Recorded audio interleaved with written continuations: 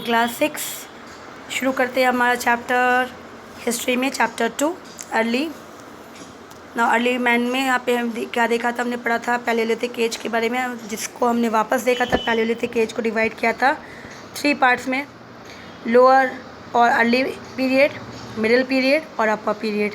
इस तरह से हमने देखा था कि अर्ली पीरियड में जो स्टोन्स टूल्स थे वो ज़्यादा ब्लंट थे, फिर मिडिल पीरियड में थोड़ा सा लाइट हो गए, फिर अपर पीरियड में शार्प भी हो गए, पॉलिश भी हो गए, फिर अलग अलग किस्म के जो थे एक्सेस थे फर्स्ट में, फिर बाद में अलग अलग टूल्स दिखने लगा और ब्लेड्स एंड शार्पिंग नाइफ्स। और इसी तरह से ये हमने डिस्कस किया था पैलियोलिथिक पीरियड का फर्स्ट। फिर हमने उसके बारे में डिस्कस किया था फायर के बारे में, डिस्कवरी ऑफ फायर। अब हम शुरू करेंगे अर्ली केव पेंटिंग। मैंने वीडियो के एंड में आपको कुछ पिक्चर्स दिखाया था अर्ली स्टोन एज का, जिसमें एक पिक्चर पेंटिंग का भी था, ठीक है। तो इसी तरह से आप शुरू करेंगे हम लोग डिस्कस करना early cave painting. Many cave painting has been found that belongs to stone age. जो स्टोन एज से बिलोंग करता है, बहुत सारे पेंटिंग जो है मिली, किन्हें मिली, आर्कियोलॉजिस्ट को मिली थी।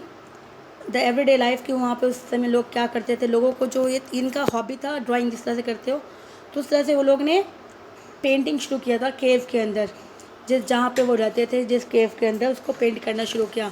किस तरह से वो हंटिंग करते हैं, डांसिंग करते हैं, इस तरह से उनको पिक्चर्स मिला।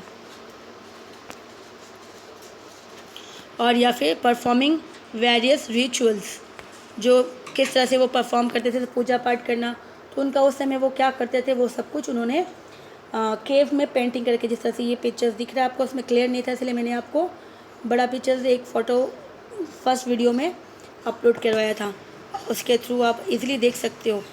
इसी तरह से ये जो केव पेंटिंग है कहाँ पे, भीमखेत का KVM MP में है, इस तरह से। तो ये सर इमेजेस जो है उस तरह से, जिसके थ्रू पता चलने लगा कि वो लोग ने भी सेलिब्रेट किया। जो आज हम अपनी फेस्टिवल सेलिब्रेट करते हैं, कुछ सेरेमनी होती, मैरिज सेरेमनी होती, जन्म होता किसी का, तो सेलिब्रेट करते हैं।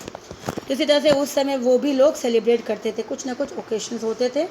तो इसी तरह से, और जिसके पता कैसे चला हमें, बिकॉज वो जो केव पेंटिंग मिली, उस केव पेंटिंग के थ्रू पता चला। तो भीमखेत का जो है ये कहाँ पर है, मध्य प्रदेश में है। Is home to the oldest cave painting that dated back to the pre historical time. कहा गया इतना पुराना है, प्री हिस्टोरिकल टाइम का है। और यूनेस्को जो वर्ल्ड में वहाँ पे इसे रखा गया वर्ल्ड हेरिटेज के साइट, क्योंकि ये चीज़ें मिलना मुश्किल होता है और ये मिली है, तो इसके लिए बहुत बड़ा धरोहर है देश का, दुनिया का, इसके लिए इसको वर्ल्ड हेरिटेज के अंदर रखा गया है। This cave painting were discovered, लेकिन ये किसने डिस्कवर किया था, was the archaeologist by V.S. Wakankar and exhibitories of daily life in human. कि उस समय लोग अपनी लाइफ स्टाइल जो था, डेली लाइफ कैसे वो इंजॉय करते थे। द आर्ट डिपेक्ट, जो भी आर्ट था, कि उस समय जो थे आर्ट सचमुच quite similar to the art जो भी हमें मिला दूसरी केव से। एक तो भीमखेटका से मिला, दूसरा केव मिला बुशमैन कलाहारी जो अफ्रीका में है, एंड दूसरा लज़गस केव पेंटिंग इन अफ्रीका। तो ये तीनों जो पेंटिंग थी लगभग एक जैसी ही थी, तीनों एक जैसी डिपिक्ट करती, तो भीमखेटका, कलाहारी एंड लज़गस, तो ये तीनों ही यूनिक थी। The unique features of the Bhimketka cave painting is that these paintings are not engraved but they have been made by using some sort of color। कहा जाता है ये जो पेंटिंग की गई थी वो पत्थरों को काट के या फिर डिज़ाइन करके नहीं, बल्कि कलर यूज़ किया गया था। Colour like red, white, green, ochre has been used in the painting that are basically created around the day-to-day life। जो डेली लाइफ में यूज़ होता था उसी से इन्होंने यूज़ किया और उसे पेंट किया। दिस कलर में have been created by powder certain rock, किसी रॉक्स को पाउडर बनाया और उसमें प्लांट बेस्ड डाई यूज़ किया, फिर उसको पेस्ट बनाया वाटर से, और इन सम केसेस एनिमल फैट भी यूज़ किया कलर को बनाने के लिए। और उसके बाद उस कलर को उन्होंने लगाना शुरू किया, जिसके कारण उसमें कलर्स जो थे इतना ज़्यादा विजिबल था, क्योंकि ये मिट्टी के नीचे से निकला था तो ख़राब नहीं हुआ इसके लिए। फिर हम अब दूसरा हमारा जो है पैलियोलिथिक हो गया। फिर हमारा नेक्स्ट है Mesolithic as that is middle age of stone. तो हमने ओल्ड स्टोन एज पढ़ लिया। अब मिडिल स्टोन एज, जहाँ पे कहा गया ओल्ड एज से ट्रांसफ़र होके to the new stone age, मतलब मेसोलिथिक स्टेज में आया। तो mesolithic originate from the two Greek word meso meaning middle, lithic means stone, तो मिडिल एज। ये कब से कब तक हुआ? 10,000 से 8,000 BC तक इसे माना जा रहा है। द क्रूड टूल्स जो भी यूज़ किया जाता था फ्रॉम द पैलेलिथिक पीरियड, अब उसको रिप्लेस करके उसको शार्प करने लगे, मतलब उसमें शेप देने लगे, पॉइंटेड करने लगे, ताकि वो यूज़ कर सके किसके लिए? हंटिंग के लिए। स्मॉलर यूज़ करने लगे टूल्स को, और वो टूल्स थोड़ा सा लाइट भी होने लगे, which were not more than 5 centimeters, 5 centimeter से ज़्यादा नहीं होते थे in size, and we are called microlith, और इसे माइक्रोलिथ के नाम से दिया गया, जो उसको हंटिंग में यूज़ किया जाता था। So due to their size these tools could also be attached to stick or bones or can be used to hunt or will as to dig the ground। तो ये स्टोन इसको इतना छोटा होता था ताकि वो किसी स्टिक के साथ यूज़ कर ले या बोन्स के साथ लगा ले, ताकि वो हंटिंग में यूज़ करे या फिर ज़मीन को, मिट्टी को घोटने के लिए आराम से यूज़ कर सके। तो इसी तरह से यूज़ करना शुरू हुआ। The mesolithic site in India, अब ये मेसोलिथिक साइट कहाँ कहाँ मिला था? Rajasthan, Gujarat, part of Uttar Pradesh. Some of the major mesolithic sites, इसके अलावा जो बहुत ज़्यादा दिखा वो कहाँ दिखा in India? Tilwara and Bagor in Rajasthan, Rajasthan के अंदर Tilwara and Bagor. Langhnaj in Gujarat, Sarai Nahar Rai, Lekhahia, Bhagalkot, Morhana Pahar, Mahadaha, Damdama in Uttar Pradesh, Bhimbetka, Adamgarh in Madhya Pradesh, Birbhanpur in West Bengal and Sanganakallu in Karnataka. ये साइट्स भी है जहाँ पे मिडिल स्टोन एज पीरियड्स उनके अवशेष मिले। इस तरह स्टोन्स है जो मैंने आपको इससे बड़े पिक्चर्स सेंड किए हैं, वो आप आराम से फर्स्ट वीडियो के थ्रू देख सकते हो।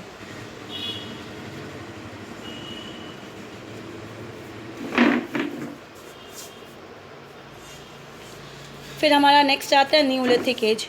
न्यूलिथिक एज जो है न्यू एज, ठीक है। तो ये जो third and final stone age था, एंड दिस पीरियड लास्टेड कितने समय तक? 800 से शुरू होता है, 400 BC तक ख़त्म हो जाता है। और न्यूलिथिक पीरियड कहा जाता है विटनेस द बिगिनिंग ऑफ कल्टिवेशंस। इसमें लोगों ने शुरुआत किया कल्टिवेशन करना। डोमेस्टिकेशन मतलब एनिमल्स को पालना, क्योंकि एनिमल्स को हर वक्त हंटिंग करते हैं, उससे तो अच्छा कुछ एनिमल्स को अपने पास रखे वो ईज़िली उसको डोमेस्टिकेट करेंगे, पालेंगे, तो उससे उसकी मिल्क मिल सकती है, और उसके साथ उसको प्रोटेक्ट भी कर सकते हैं। उनको जानवरों को रखेंगे तो उनकी लाइफ, अगर कुछ हार्मफुल एनिमल्स आएंगे तो उनको बता सकते हैं, जैसे डॉग हो गया। साथ साथ उन्होंने शुरू किया गोट्स को रखना, काऊ को रखना, इस तरह से शुरुआत हुई। और लोगों ने सेटल होना शुरू कर दिया, घूमना बंद कर दिया एक जगह से दूसरी जगह। जो लोग पहले सर्च ऑफ फूड जाते थे, अब वो ख़त्म हो गई। तो न्यूलिथिक एज में लोग जो थे सेटल हो गए थे, अब वो एरिया जगह देख के वो बस गए थे, क्योंकि उन्होंने शुरू कर दी थी क्या? कल्टीवेशन, एग्रीकल्चर शुरू कर दी थी, खेती शुरू कर दी थी। इसमें जो टूल्स थी वो पॉलिश था, रिफाइन थी, शेप था, और ह्यूमन हैड स्टार्टेड सिविलाइजेशंस।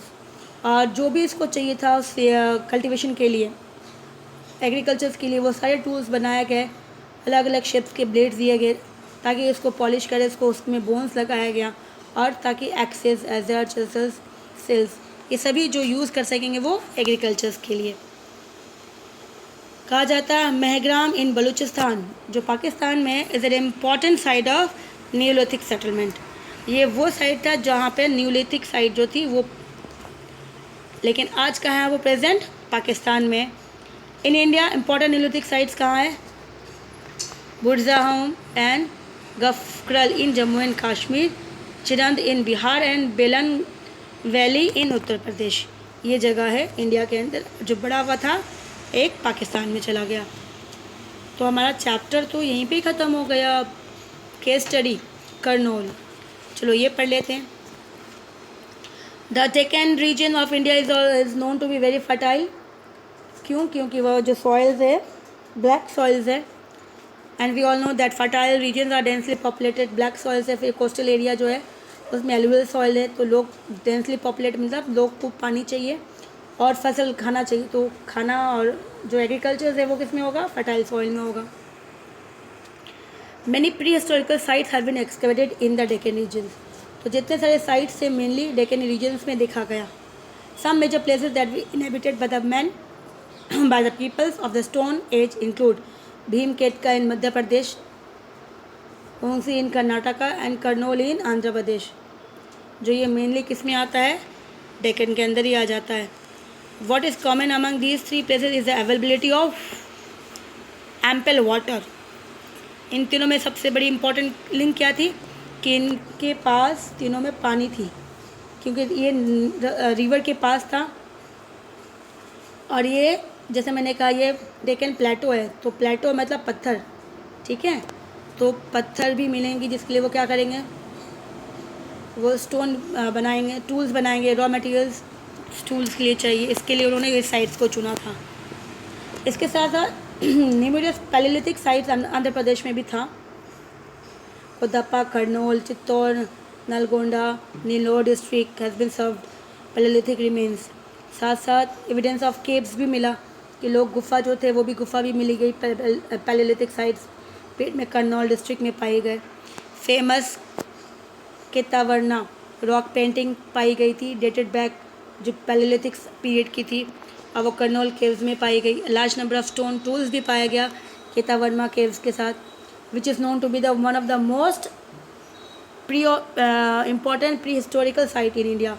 तो केतावर्मा साइट जो कहा जाता है one of the most important pre history sites. The animal has been found repeatedly in the cave. जो एनिमल्स वो लोग पेंट करते थे केव के अंदर, वो डियर, स्टैग, एंटेलोप्स, हिरन, ये अलग अलग उसी हिरन जैसी है, एंटेलोप्स एंड स्टैग सेम होती है, थोड़ा सा अलग अलग उनका जैसे बोलते हैं ब्रीड्स अलग अलग हो जाती है। हाइना, रैबिट्स, ये मेनली इन्होंने यूज़ किया पेंटिंग्स में। The art work in this caves gives us an insight into the life, कि वो लोग अपनी लाइफस्टाइल कैसे बिताते थे। तो ये पेंटिंग के थ्रू इजीली जो एक अच्छा खासा उनके बारे में एक इमेज जो था बन रहा था, उनका कल्चर, उनका ट्रेड्स, बिलीव्स, और वो किस तरह से रहते थे। द ट्रेसेस ऑफ एशेस जो मिले has been found at the site cave site in Kurnool, जो राख मिली, this gives an evidence that human in this period we are familiar with the use of fire also. तो जो राख मिली थी excavate करने में कर्नूल में, तो इससे पता चला कि उस समय के लोग फायर यूज़ करना शुरू कर चुके थे कर्नूल वाले साइड में। तो फायर को यूज़ किया the source of light, to cook, to warm, अपने आप को वार्म करने के लिए, और एनिमल्स को डरा के भगाने के लिए। तो इस तरह से इन्होंने यूज़ किया था फायर को भी। तो हमारा चैप्टर कंप्लीट हो गया है। अब इसके बाद नेक्स्ट वीडियो क्वेश्चन आंसर्स करेंगे, ठीक है। तो जितना भी कंप्लीट हो गया है, अपने इसके पहले ऑलरेडी 3 वीडियो मतलब 3 चैप्टर हो गया। एक चैप्टर हिस्ट्री हिस्ट्री में हो गया, सिविक्स में हो गया, जियो में हो गया, और ये हिस्ट्री चैप्टर 2 है वापस से। तो इसके क्वेश्चन आंसर्स की वीडियो बना के अपलोड करवाएंगे। उससे पहले आप चैप्टर्स को अच्छे से देखें, बार बार समझें, और इसको पहले रीड भी करें, ठीक है। Till then take care.